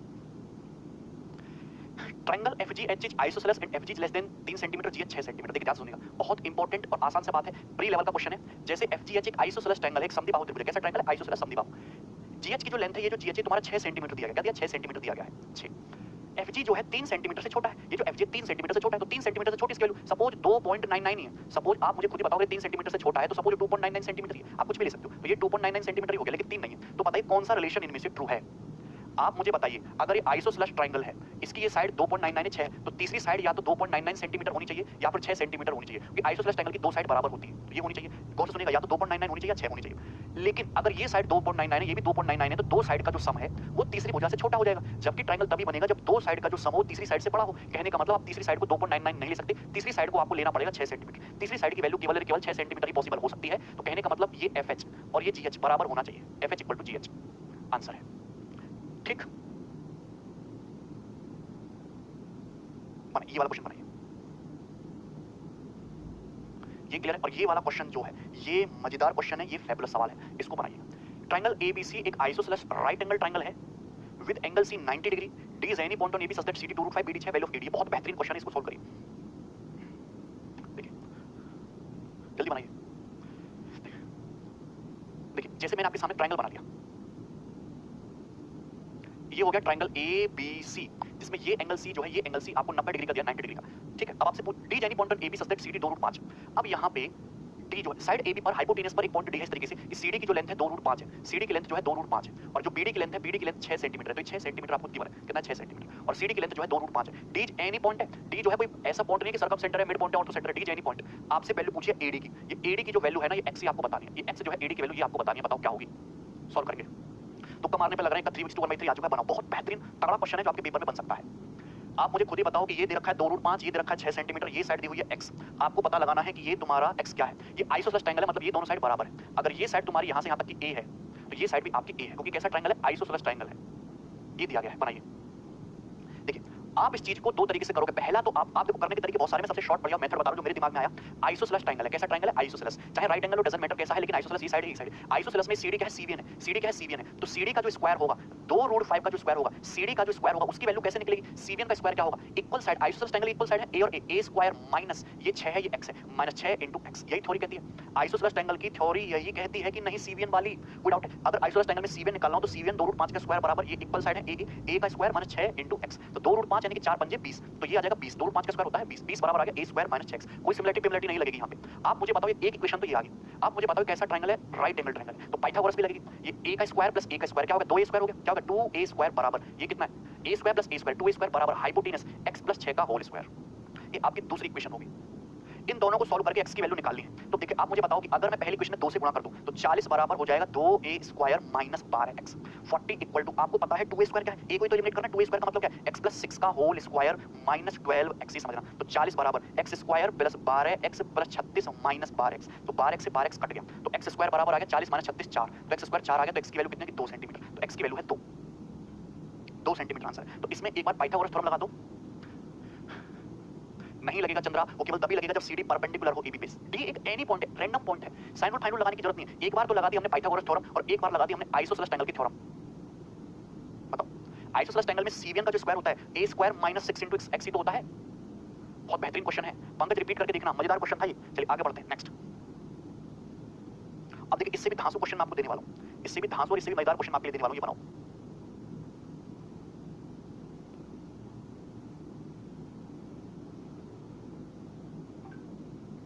अच्छा सी बात देखिए, in the given figure triangle ABC isosceles triangle जिसमें DAC 90 है, AB AC के बराबर है। तो आइसोसेलेस ट्रायंगल इसमें साइड AB की वैल्यू साइड AC के बराबर है और एंगल DAC जो है 90 डिग्री का है। BD दिया है 5 सेंटीमीटर, तो यहां से यहां तक की जो BD है ये 5 सेंटीमीटर दी हुई है और CD दिया है 12 सेंटीमीटर, तो यहां से यहां तक की जो डिस्टेंस है CD ये आपको 12 सेंटीमीटर दी हुई है। आपसे क्या पूछा? आपसे AD की जो लेंथ है ये AD ये जो x है ये आपसे पूछा गया। तो जरा कौन करेगा सवाल को? कोई कर सकता है? पहली बात तो आप मुझे बताओ कि अगर ये आइसोसेलेस ट्रायंगल है, आइसोसेलेस ट्रायंगल की अगर ये साइड ए है तो ये साइड भी ए होगी, दोनों साइड बराबर है। आइसोसेलेस ट्रायंगल में सीबीएन खींच रहे हो, एडी एडी की लंबाई निकालिए तो एक्स का स्क्वायर जो होगा वो क्या होगा, ए स्क्वायर माइनस 5 गुणा बार है, ए स्क्वायर माइनस 5 इंटू 12। ये थ्योरी क्लियर है। तो एक तो चीज ये आ गई। दूसरी बात ये दे रखा है आपको राइट एंगल ट्रायंगल समकोण त्रिभुज, इसका भी तो यूज करो। 90 के सामने बार है, ये साइड एक्स है, ये साइड ए है, तो यानी कि एक्स स्क्वायर बराबर आ जाएगा a square plus, sorry x square बराबर नहीं, 12 का स्क्वायर बराबर आ जाएगा x square plus a square, Pythagoras theorem से। ये इक्वेशन नंबर है 2। ये दोनों थ्योरम है ना, क्लियर है। तो ये मैंने लगा दिया आइसोसेलेस ट्रायंगल की प्रॉपर्टी एक्स स्क्वायर बराबर ए स्क्वायर माइनस 5 इंटू बार है, ठीक बात है। और इसमें लगा दिया मैंने पाइथागोरस थ्योरम, बार का स्क्वायर बराबर x square plus a square. आपसे पूछा क्या है, एडी, एडी मतलब एक्स की वैल्यू पूछी है। तो आप मुझे बताओ यहाँ पे, आप मुझे बताओ यहाँ पे ए स्क्वायर की वैल्यू, ए स्क्वायर की वैल्यू क्या है 144 माइनस एक्स स्क्वायर। तो ये 144 माइनस एक्स स्क्वायर, ए स्क्वायर की वैल्यू यहाँ पे पुट कर दो तो एक्स स्क्वायर बराबर ए स्क्वायर का मतलब 144 माइनस एक्स स्क्वायर, और बार बन जाएगा कितना, 60। इधर आएगा 2x स्क्वायर, 140 में से 60 घटाओगे 84, तो 2 से 84 42 बार चला जाएगा, तो x स्क्वायर 42 आ गया, x की वैल्यू आ गई 142। तो x की जो वैल्यू पूछी उसकी वैल्यू क्या है 142। ये 42 आंसर है, 52 गलत लिखा हुआ है, 42 रूट 42। सीबीएन की कोई हिंदी नहीं है राज, बताइए, है ना मजेदार क्वेश्चन। बोथ इक्वेशन से ए को एलिमिनेट कर दो, ठीक। नेक्स्ट बनाइए,